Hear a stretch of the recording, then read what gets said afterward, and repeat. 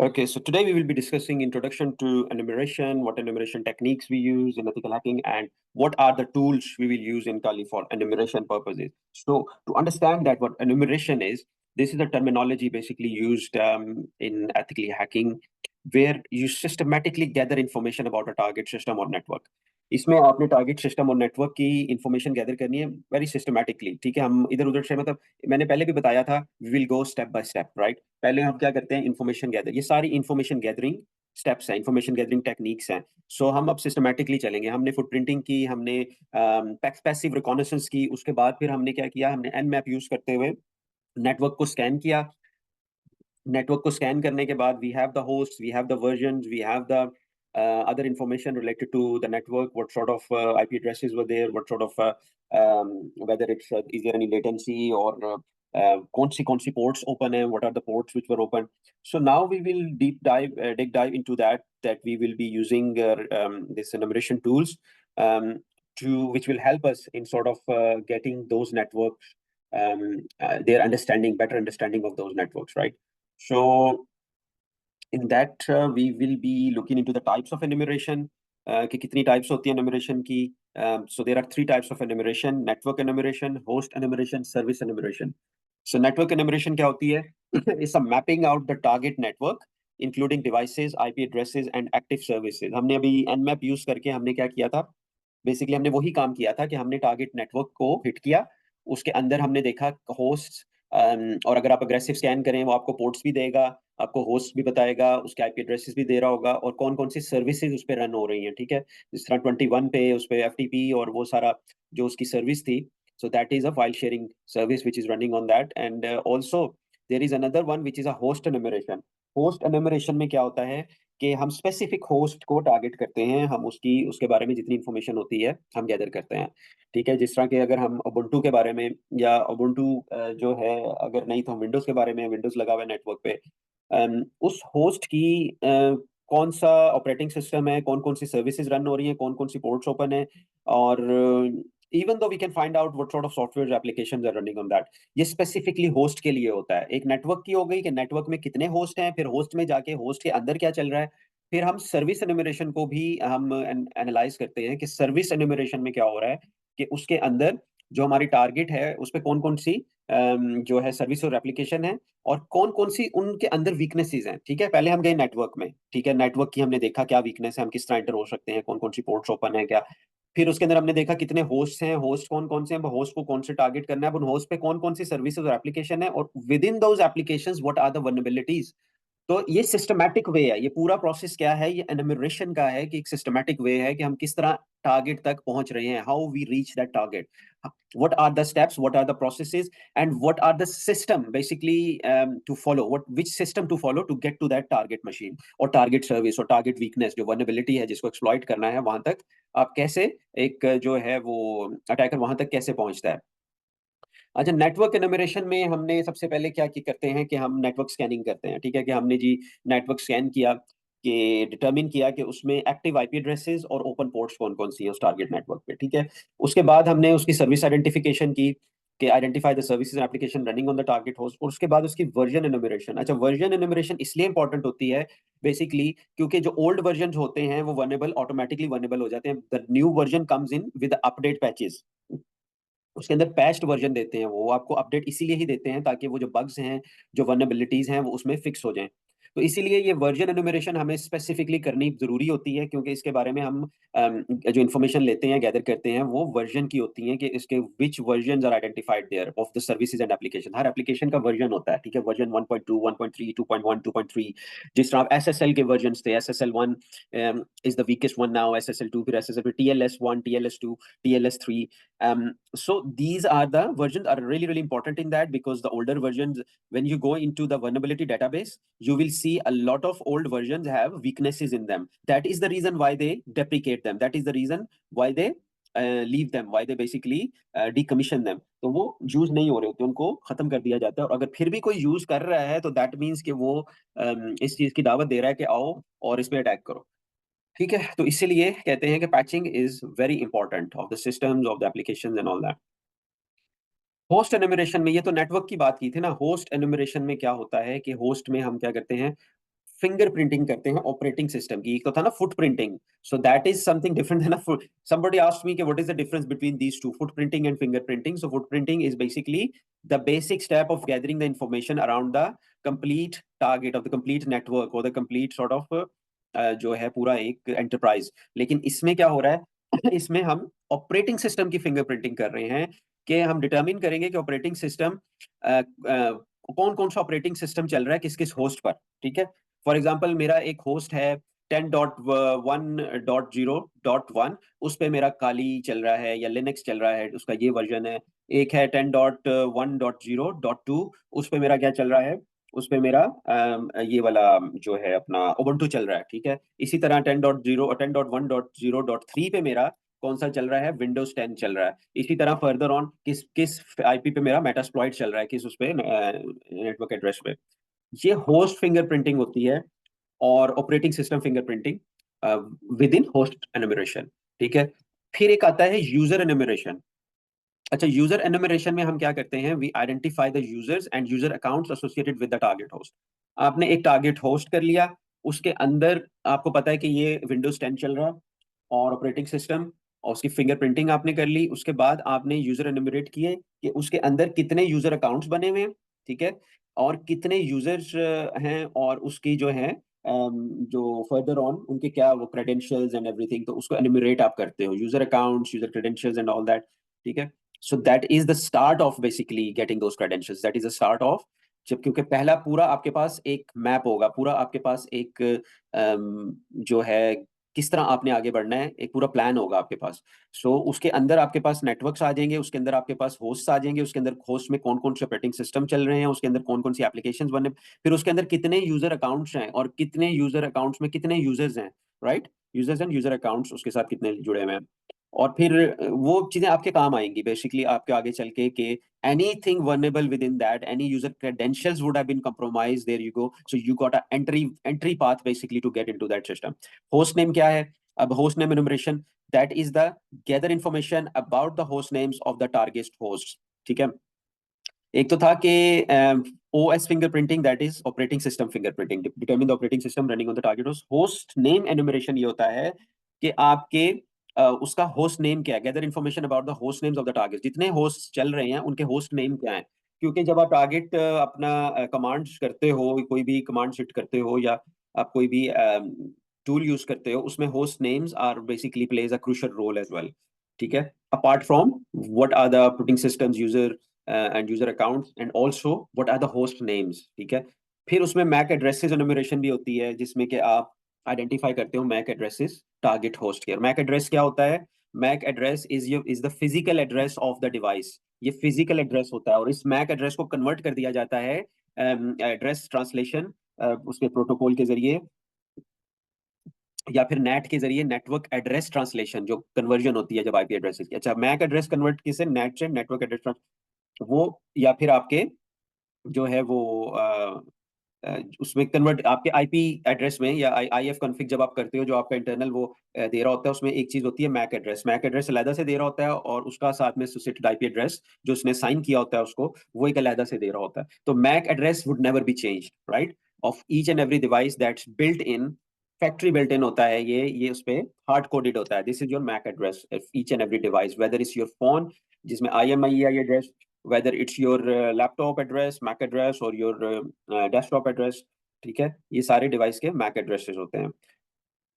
फिर आ जाता है service enumeration. So we have discuss the host enumeration, we have done the network enumeration, और उसके बाद क्या है, सर्विस एनुमरेशन की बारी आ जाती है। So this is the service enumeration. Service enumeration में क्या होता है, क्या क्या चीजें आ जाती हैं उसके अंदर, पोर्ट स्कैनिंग है, बैनर ग्रैबिंग है, एप्लीकेशन फिंगरप्रिंटिंग है, एंड प्रोटोकॉल आइडेंटिफिकेशन। इसमें से कुछ चीजें हमने देखी थी पहले भी, पोर्ट स्कैनिंग भी हम कर चुके हैं, identify the open ports associated services on the target host.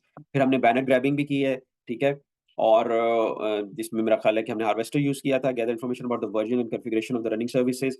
Application fingerprinting हमने की थी। अब आपके पास ये कितनी सारी चीजें हैं, कितने सारे टूल सेट्स हैं जिनके जरिए आप एक चीज के लिए इतनी सारी चीजें यूज करते हो। बेसिकली यू गो अराउंड, एक वर्क नहीं किया, once one tool doesn't work, so you would go around and do your scanning. It's a very कह लें कि इसमें परसिस्टेंस चाहिए आपको, इसमें परसिस्टेंस बहुत इंपॉर्टेंट है, इसमें सब्र से काम लेना पड़ता है, इसमें आपको बार बार ट्राई करना पड़ता है इसमें, ठीक है। और फिर आपका एक वक्त होता है कि यू हिट द जैकपॉट के, ठीक है जी, अब ये what I was looking for, I have achieved it.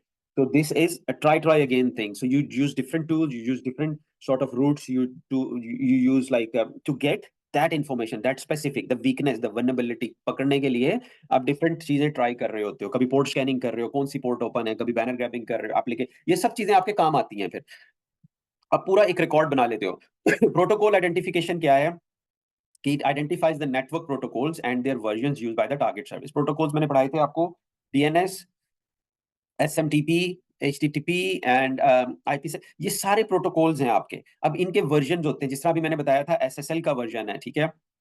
SSL1 is deprecated, SSL2, फिर TLS1, TLS2, TLS3, ये सारे इसके प्रोटोकॉल्स के वर्जन्स हैं। So you identify the network protocols and their versions used by the target services. जो service चल रही है उस टारगेट पे, उस होस्ट पे, स्पेसिफिक सर्विसेज, उसके अंदर सर्विस के अंदर प्रोटोकॉल कौन से हैं और उनके प्रोटोकॉल्स के फर्दर वर्जन्स कितने हैं। अब ये कितना डीप डाइव आप इसको कर रहे हो, आप फर्दर चलते चले जा रहे हो कि अच्छा इसके अंदर ये जो है, फिर एक पूरा सिस्टमैटिकली आपके पास एक ग्राफ आ जाता है, एक पूरा प्लान आ जाता है, पूरा मैप आ जाता है कि आपने किस तरीके से चलना है, किस तरह किस चीज को आपने जो है वो उसको टारगेट करना है। User enumeration, this is another thing कि ये वेरी इंपॉर्टेंट, ठीक है, क्योंकि यहीं से आपको क्रेडेंशियल्स मिलेंगे, यहीं से आपको अकाउंट लॉगिन्स मिलेंगे, यहीं से आपको जो है you can basically figure out the weaknesses within the user accounts. User enumeration में क्या होता है कि सबसे पहले तो आप आइडेंटिफाई करते हो valid user accounts on the target host और नेटवर्क्स, जो कौन कौन से यूजर अकाउंट्स हैं आपके टारगेट होस्ट पे या नेटवर्क पे।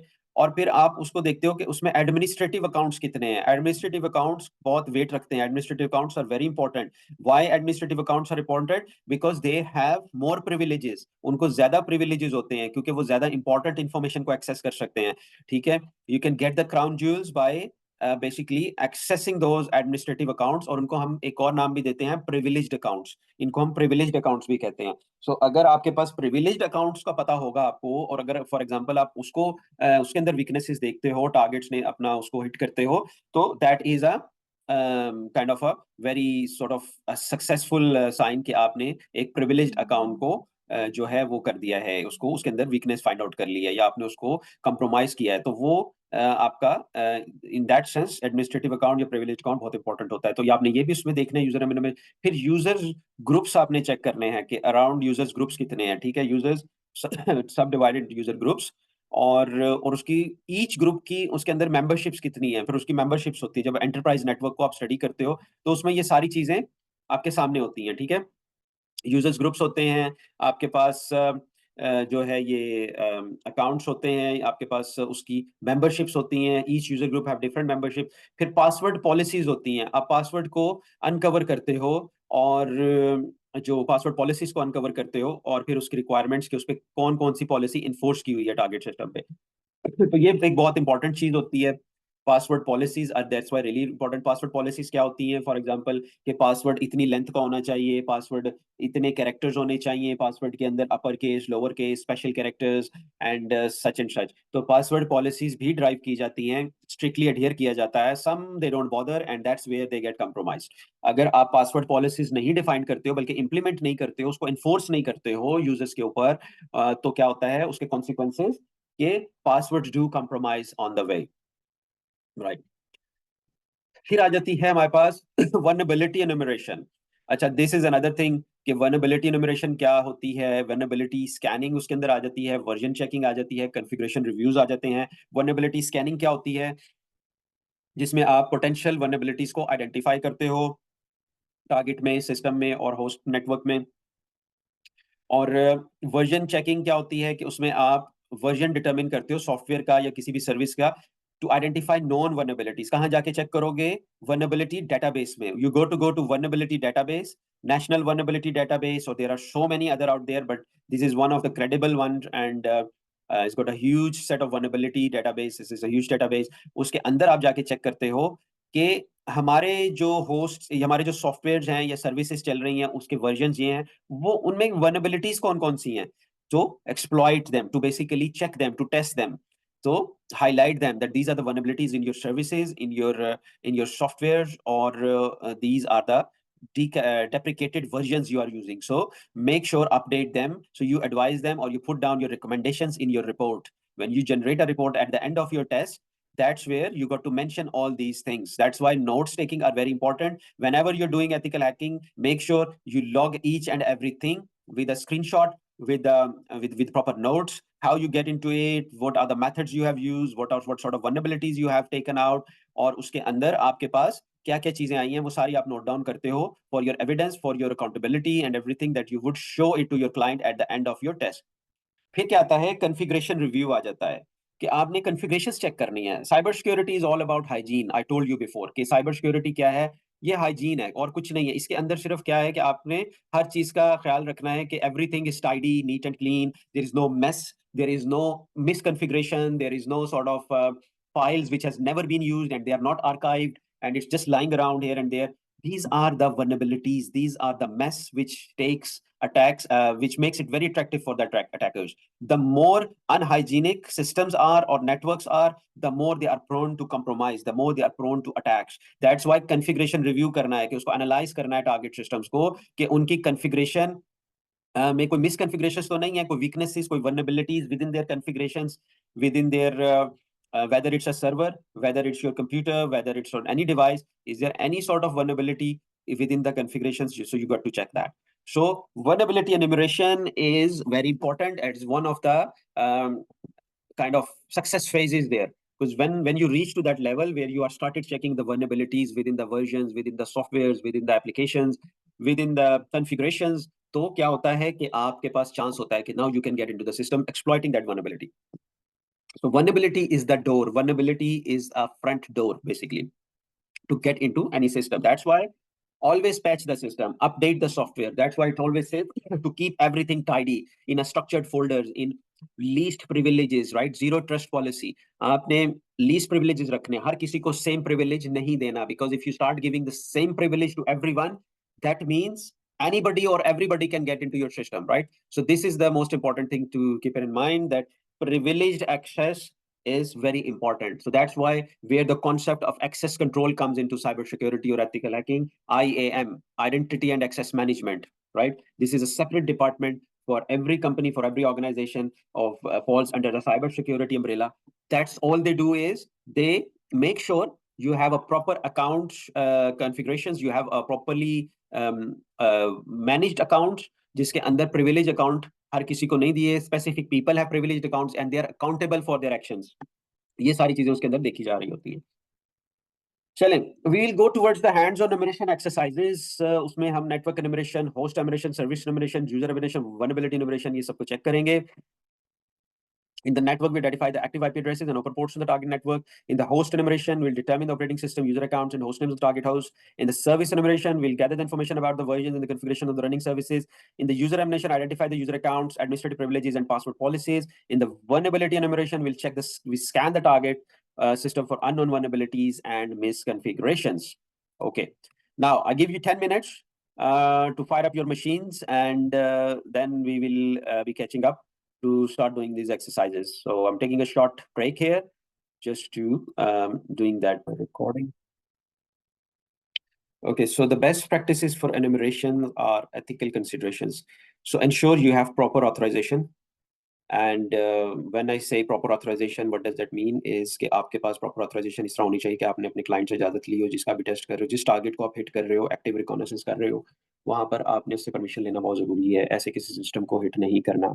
So you don't have to unethically target any system because this will come under illegal sort of activity. और दूसरी ये चीज कि you have to get a permission from the target system or target organization or whatever. Documentation, which is very important. Again, I would re-emphasize on the documentation, that the documentation is very important. Keep detailed records of your enumeration activities. आपने जितनी भी आपने activities की हैं, उसकी documentation साथ साथ लिखनी है. उसकी वजह क्या है? कुछ लोग नहीं भी ये बात बताते, कुछ लोग आपको इस तरह गाइड नहीं भी करेंगे. उसकी वजह है ये कि ये इतना important factor है कि कल को any problems or any issues, you can go back and refer to the document what you have done. और कहाँ से शुरू किया था, कहाँ पे आप आके खत्म किया आपने, all the things will be documented and you can reiterate any time. You can use that documentation in your next stage preparation. आप उस documentation को use कर सकते हो in your next stage of an attack.